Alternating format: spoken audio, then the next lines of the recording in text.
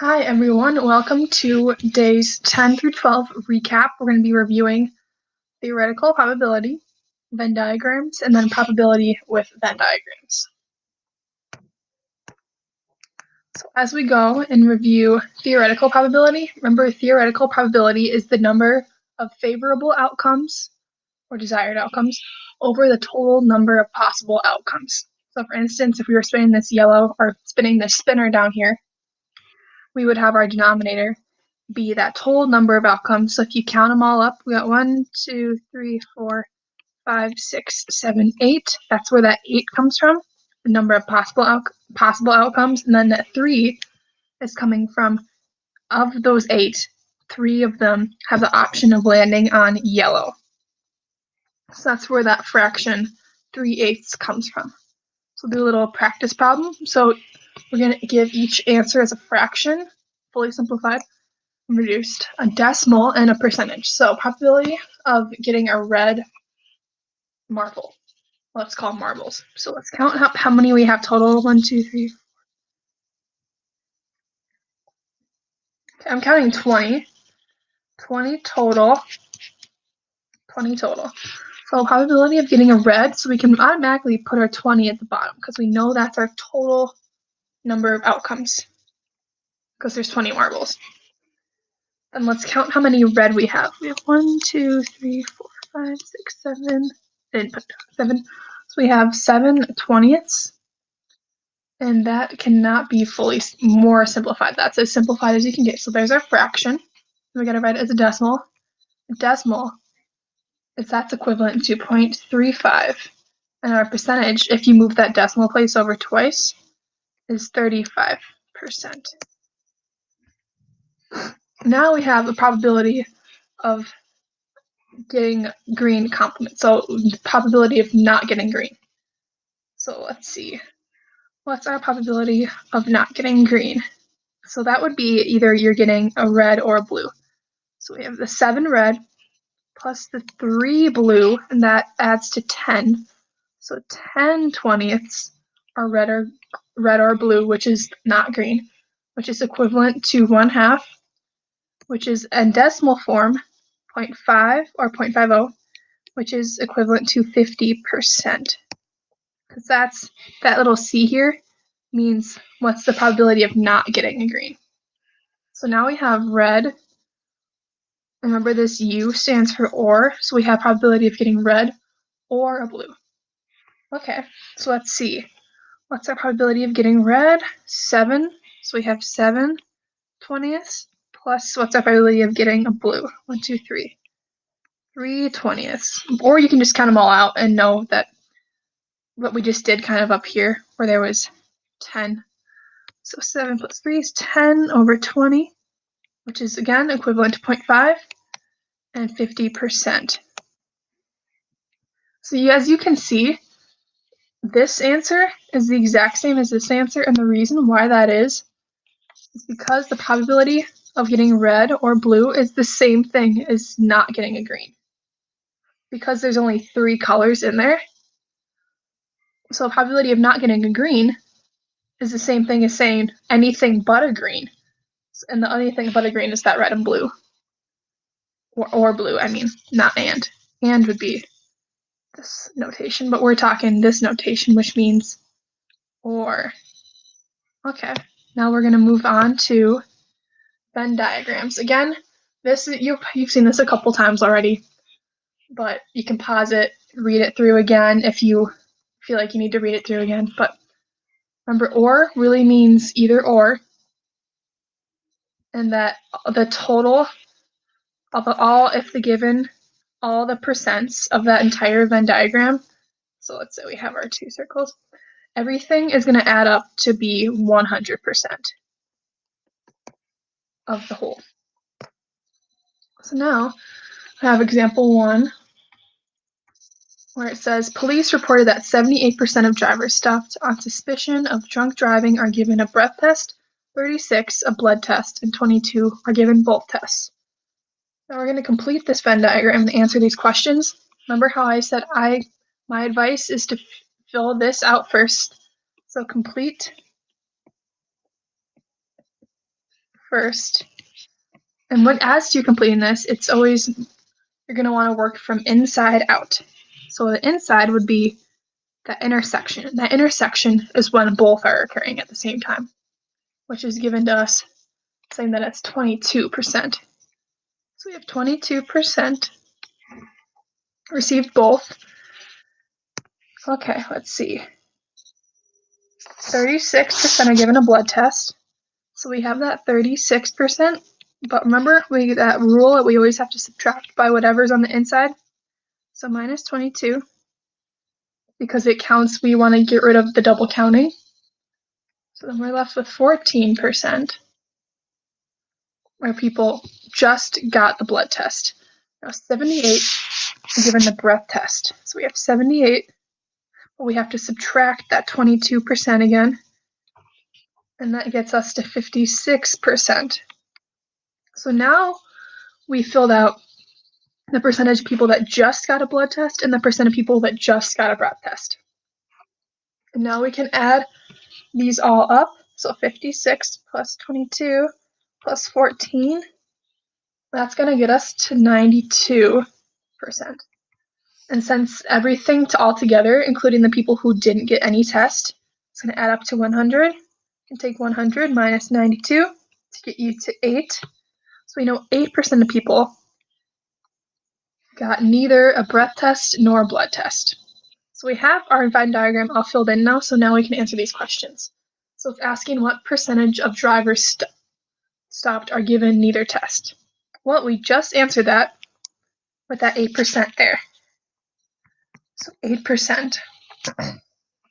And that's how we found that by taking 100, the whole, and subtracting what's on the inside of the Venn diagram. So now what percentage of drivers are given some type of test? That's equivalent to saying probability of breath test or blood test. We did that when we added 3 options together, and that's how we got our 92%. Or you can just take the probability of someone getting neither and subtract that from 100. So you can either take 100 minus 8 to get you to 92, or you can just add those 3 numbers here. 1, 2, 3. You can add those together. Now for number 3, what percent of drivers are given a breath test or a blood test, but not both? Okay. So we're not going to be, so this is both, so it's not 22. We're not going to be adding anything with 22. And this 8%, people weren't given a test, so that's not good either. So that means we're going to be adding that 14 plus that 56, because that 14 is the number of people who got the only blood test, just blood test, and that 56 is the percentage of people who only had a breath test. So you'll add those together, and that will add up to 70. So then 70% were given one or the other, but not both. Now in our last example here, it says 20 Honda Civics were returned up to the dealership before a 30-day trial period. Of the 20 returned, 5 were returned because of physical features or physical defects. 8 were returned because of mechanical issues, and 3 were returned with both issues. Okay, remember how we always want to complete the table first, or complete the diagram first. Complete first. Okay, so now, remember how we work from the inside out? Inside out. So that's both. So let's try to find, okay. Oh, here we go. 3 were returned with both issues to this. 3 is going to go right in there. And what types of issues? We have physical and mechanical. And again, it doesn't matter which one you fill in first here. Or second, since we already filled in the both columns. Okay. So 8 were returned because of mechanical. So we have 8. But remember, we have to subtract that 3 to get rid of the double counting. And we're left with just 5. Then 5 were returned because of physical defects. So we have that 5. Remember, subtract 3 because we don't want to get rid of double counting. So we have 2, 3, and 5. Now let's fill out the neither area, which is the rest of the box. 20 were returned. Okay. So now we can take that, we can add that to, we can add, I was getting ahead of myself and almost said multiply, plus 3 plus 5, and that gets us to 10. So now we can take the 20 total and subtract the 10, and that gets us 10 for neither. So now that we have that filled out, now we can go and answer these questions. So probability of having a physical defect. Okay. Well, it tells us right on in here that there's 5 who have physical defects. So we can take 5/20ths, which is equivalent to 1/4 when you reduce it, which is equivalent to 0.25 or 25% when you move the decimal place over twice. Now we have probability of not having a physical defect. Remember that trick of when you take 1 minus the probability of it happening? So 1 minus 5/20ths is the same thing as saying 20 over 20 minus 5/20ths, which is going to be 15/20ths, which then is the same thing as 3/4. And 3/4 as the decimal is 0.75 or 75%.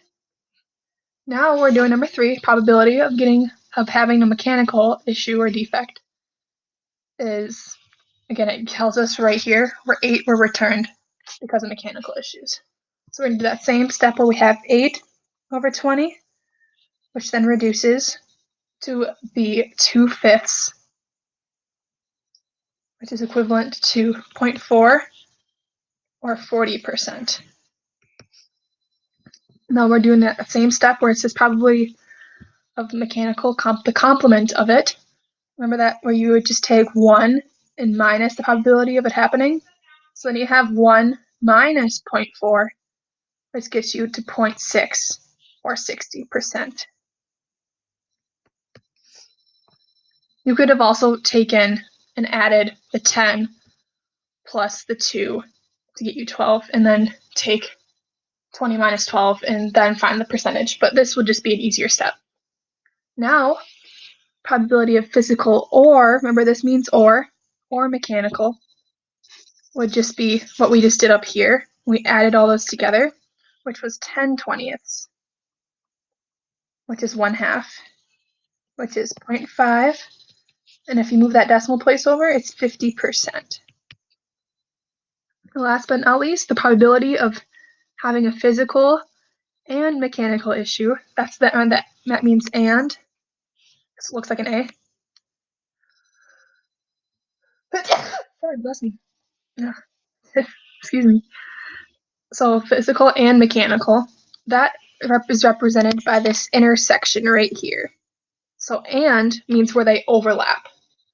So that would just be 3/20ths, which is equivalent to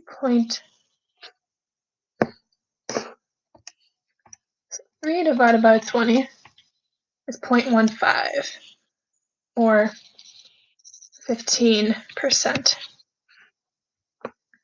So remember, if you have any questions, please feel free to email. And then don't forget to do the daily attendance, the homework check, and the homework as well.